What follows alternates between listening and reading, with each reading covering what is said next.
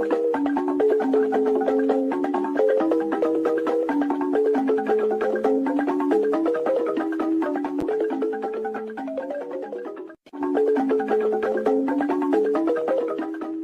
have no mercy for those that come to disrupt the restoration of this struggle. We don't negotiate with anyone. We will never do that. Because when you do things like that, you encourage the same thing to be inside the government, and they will continue to do what they are doing. There's an added access.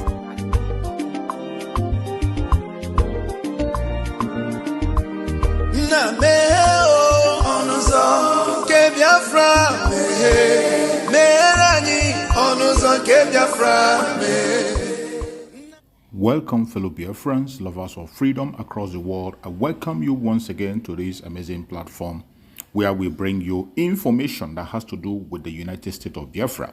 Information coming from the right source. In this platform, we promote and support the restoration fully and recognition of the United States of Biafra under our Prime Minister, Mazi Simon Ekpa, and of the Supreme Commander of Mazi Nnamdi Kanu. Today, under the leadership of Dr. Ngozi Orabweze, the Deputy Prime Minister. Wherever you are and you're watching this program, I welcome you. Please like and share to all platforms. In this program, we will be continue to show you information that are coming from all angles, more especially things that has to do with the Biafran territory, regardless where it is, whether in the east, in the west, in the north, in the south. We bring it before you so that you can digest it and have a rethink and know where you stand. The only thing that can guarantee our freedom in that contraption called Nigeria is Biafra. It is either Biafra or nothing. And wherever you are, continue to support the United States of Biafra. That is the only way to go. That is the only way you can have good economy and have security. Regardless what you see today, do not get distracted. Do not get bemoved. Continue to stand your ground, to demand for self-determination because it is your right. Do not allow anyone to take away the right to self-determination, the right to self-defense, and the right to life from you. Kindly watch this video for more wisdom. Let's watch. In the price of petroleum products. Again, on September 23, 2023, $700 million was borrowed for adolescent girl initiatives. Again, in December 2023, $750 million was borrowed for renewable energy scale-up. On June 24, 2024, $1.5 billion was borrowed to support Nigeria for Economic Stabilization Act for the economy. Then another $750 million was borrowed for technical support to stabilize Nigeria's economy and scale up support for the poor. Adume said by his calculation, the entire money borrowed was $9.45 billion, approximately 13 trillion naira. Now, when asked whether the loans were with the approval of the National Assembly, Ndume said it was not of his knowledge. He wasn't aware, but that these loans, according to him, he called it spurious. He's not against borrowing, but he called it spurious spending, and that he was not aware that the National Assembly even knew about it. So basically, the question is, the president has economic policies on ground, but we haven't seen the data for all those monies borrowed, what they were utilized for. So who is responsible for ensuring that we see the data and the effect that indeed the projects that they have stipulated that they borrowed that money for and they were granted, that they have actually done it, or they have commenced the process? Or will it take like maybe 4 years for that to be accomplished? Apart from this money, Esther, have you had or seen the record of the subsidy removal, what you have gained from it so far? Ali, there should have been, because when Abacha increased the price of, I think, from 11 to 14 naira, and that was when they set up PTF. So the difference of 3 or before naira was going to that PTF, Petroleum Trust Fund, yes, headed by Buhari that time. We saw where it was going. Abi? Now, this subsidy thing, where is it? Who is in charge of it? Nobody. You cannot sit down and calculate that, yes, so this is how much we have saved and all that. Nobody can give account of that money. It is not computed. And it cannot be calculated. So, and you have borrowed this kind of money under how many years and still counting. So you can see when somebody telling you nothing was in place, an excuse to go and borrow money and share, because we are not seeing where this money is going to. All the things they told you they want to do with this money, where are they? Esther, where are they? Does it take a century to implement a policy? If you say you want to go and borrow money from a bank now for a project, you hardly. The bank will even follow you to go and see the bank, monitor it and see the feasibility study. Immediately they give you the money. 2-3 days after, they expect action. They will see it. Somebody will be going to inspect the project from the bank to make sure that their money is not wasted. But in this case now, all this money they called out for specific project, where are they? We are supposed to be seeing those things by now. Nothing. We are still being promised. Somebody can, nothing was on ground. Nothing was on ground. You that have come to put something on ground, where is it? What are you putting on ground now? Where is it? The same excuse, oh. The same excuse. The same party. You can see. I just gave you specific what we were enjoying under PDP. You mean those people that managed the economy that time and Nigerians were enjoying? They are stupid, Abi. It is you now that have made things worse and harsh that is wiser. How do you rationalize it? No, how do you defend hardship? How? That you are suffering in the midst of plenty and you are trying to defend it. Look, nobody will listen to you. This other party that made Nigeria to feel governance. You mean they don't know what they were doing? It is you that know what you are doing. Yet, we have not seen what you are doing. By now, Esther, we would have been seeing something from at least one section of the economy. Either in agri sector or security, we would have seen that, yeah, things are getting better, things are, coming down. But every day, it is getting worse. And somebody is still defending it. That means these 4 years will just fizzle out. Esther, in the next 2 years, you have only 2 years now for the 4 years. So if you did not do anything in the last 2 years, please, is it in the next 2 years that will not do something that people will see? The presidency has told us that these fundamental changes, all right, and the knitting of the brokenness within our economic fabric will actually take years. It's not something that we will begin to see the result now. So they are imploring Nigerians to be patient. Good.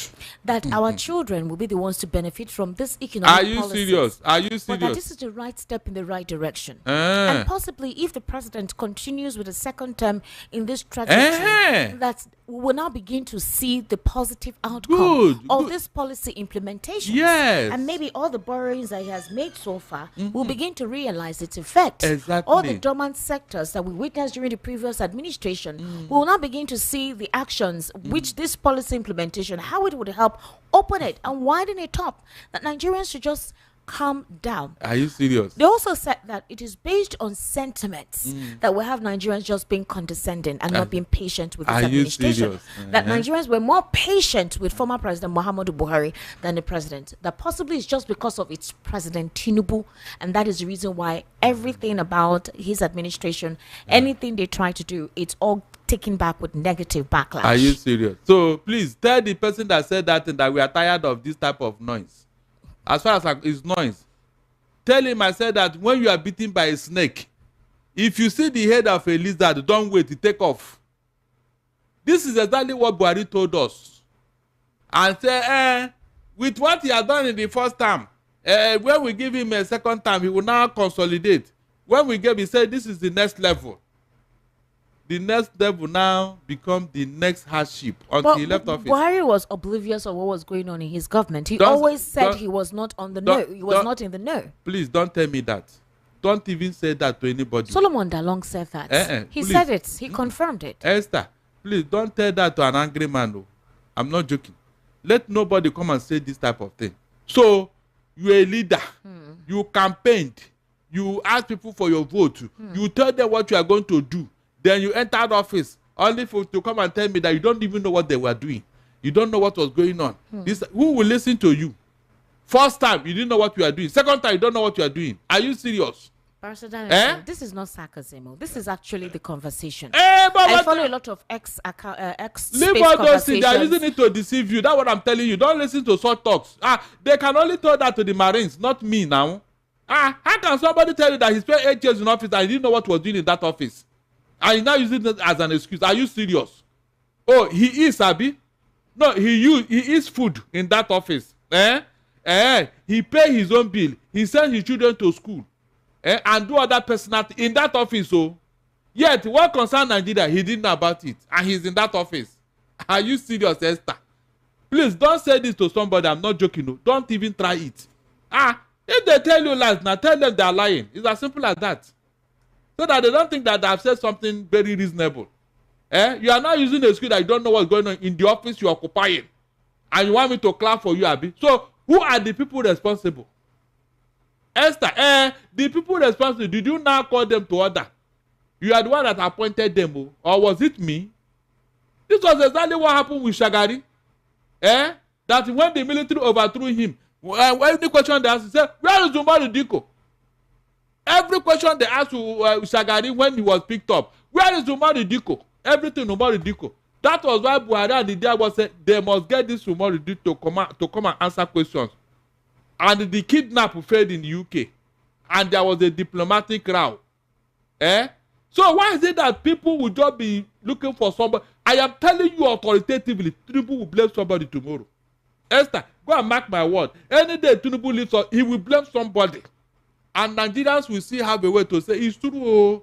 It's true. People were criticizing him. He did not concentrate. In fact, he was always going to France. And that's why he did not concentrate. As if we told him to be going to France every week. He will use that excuse that you can see most of the time he traveled to France. And because of that, he did not know what was going on. This French trip that is distracting him. If he has concentrated in Nigeria, maybe he would have been doing better. So we should not blame him because he was always going to France. And somebody will say, it's true, yes. We should have stopped him when he was going to France now. We should have gone to the airport and said, Mr. President, don't go to France. Wait, don't go. So that he will concentrate on Nigerian business. Why is it that when people want to talk like this, they don't talk, I don't know. They don't talk anyhow. In a very serious matter. And you want me to sit down and clap for them and say, yes, it's true. Look at him now. Every time France, to working visit, this and that.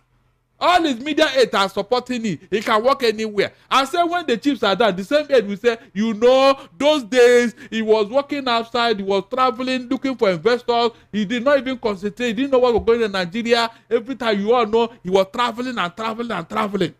That's why he did not pay much attention. So under your estimate now, would you say that Buhari's administration was way better? Would you estimate with how you're explaining and categorizing and saying that there is nothing we are saying now that is going to make any sense about this administration, that the previous administration was better, despite how Nigerians were complaining bitterly from the previous administration? You wouldn't say that there is no sort of upliftment or a certain sense of, will I say, better off than before? Two of them are the same. Oh God, talent. Two of them are the same. You can't give any of them mark now. Because they are from the same party. Tinubu told you he will continue from where Buhari stopped. So, what mark do you want me to give him, Esther?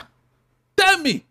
If Tinubu had come into office and then do things differently, and you and I are seeing it, like this subsidy thing, he will now look, call experts, this thing, yes, we want to remove it, but how do you go about it?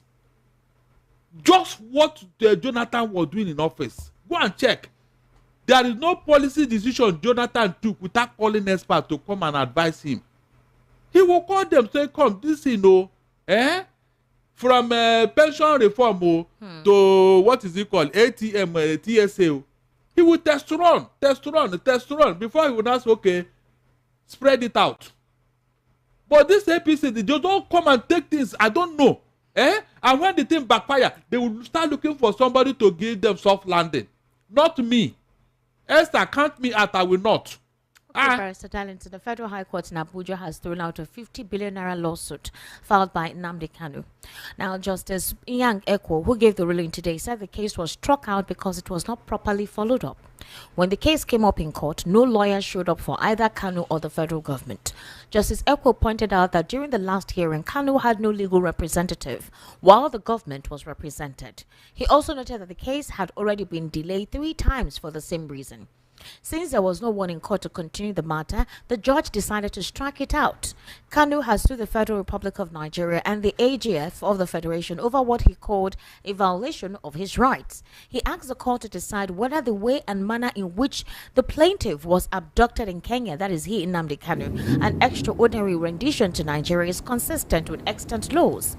He specifically mentioned the provisions of Article 12, subsection 4 of the African Charter on Human and People's Rights, Ratification and Enforcement Act Cap A9 laws of the Federation of Nigeria 2004, and Article 5 subsection A of the African Charter's principles and guidelines on human and people's rights while countering terrorism in Africa.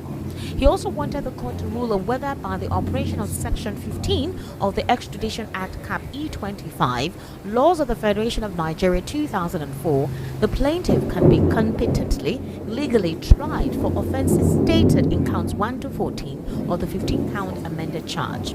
So the question is, the 3 times that Nnamdi Kanu was going to have a legal representative in court for a case he filed against the federal government, it's either he wasn't present when his case was called for, or the federal government's legal representative were not present. And if this happened 3 times, therefore the case was dismissed. So why send out a suit where you're not going to follow it up or follow it through? If that matter was under Buhari now, Nnamdi Kanu would have followed it up. Because it happened under Buhari. Okay. That is what I think. And I know that the federal government would have won that case.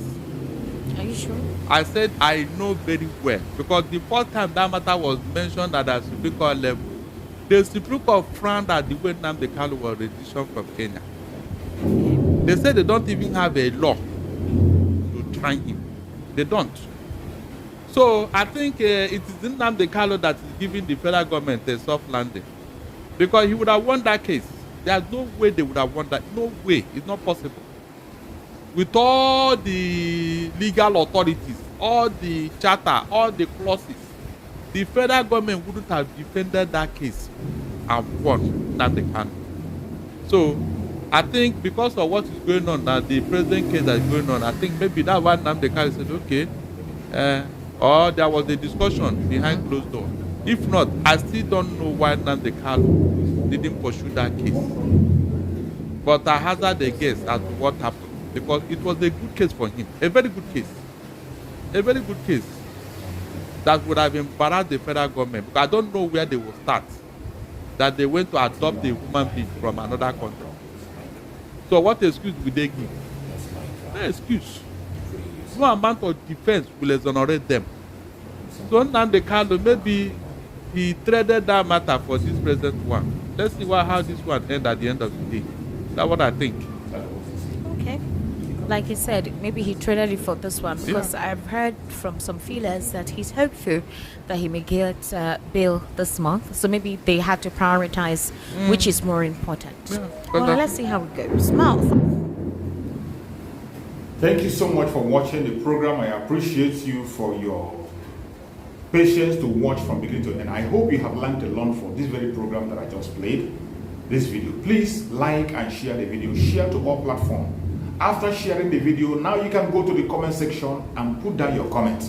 Whatever suggestions, contributions you have to make, what you think about the video I just played, go to the comment section and put your comment. I will go to the comment section, and I bet you I am learning a lot from there, and you can equally learn from there. Let us share our experience on that comment section. Thank you so much, and stay blessed. Don't forget to share, and we continue to bless you as you share. Biafra government, peace, progress, unity, and equity. We move. Airborne.